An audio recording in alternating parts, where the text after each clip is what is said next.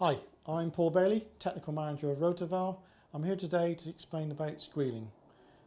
Squealing comes in two parts. It can either be metal to metal or it can actually be product related. Metal to metal is fairly simple.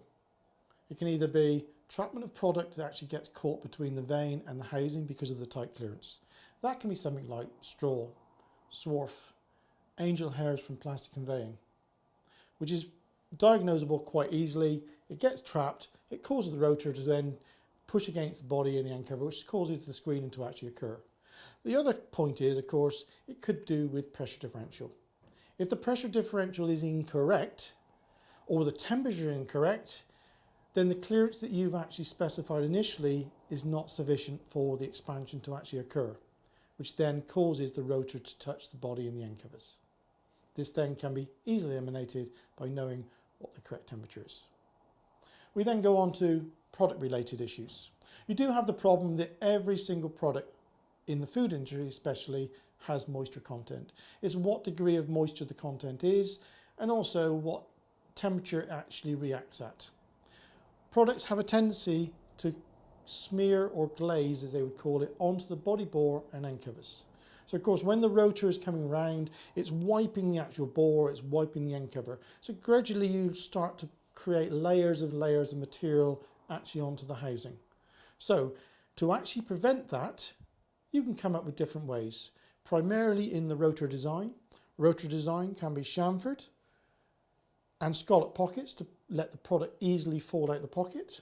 We can actually incorporate two scraper blades that are attached to here, which what that does is it actually stops the actual product from glazing onto the bore, because you're, in the nature of the name, scraper blades, you're actually scraping the actual bore and end covers.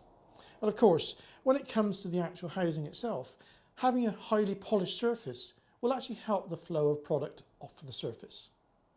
And of course, again, we always talk about it, maintenance. Maintenance of the equipment is very, very important, whether it's operational maintenance or normal regular maintenance on a yearly basis. Operational maintenance is to do with being able to take the actual valve apart while you're still actually in situ. Our fast clean version, HDMF, is actually a device that can actually pull the end cover and rotor out as one piece. You can get in, you can clean the rotor, clean the pockets out, you can actually clean the clearances, clean out the bore and then put it back together again. It's all preset and you're up and running. So the basis of any product that has a tendency to smear is make sure you have the design of your equipment suitable for what you're actually handling. So the main criteria is polished surfaces, chamfered edges, serrated vanes to stop product from build up, and the ability to pull the valve apart. Once you've got all those combined, a valve will last for a very, very long time and you will not have any operational issues. I hope I've explained the difference between the squealing side between metal to metal and product related. Please do not hesitate to contact us if you have any further issues. Thank you.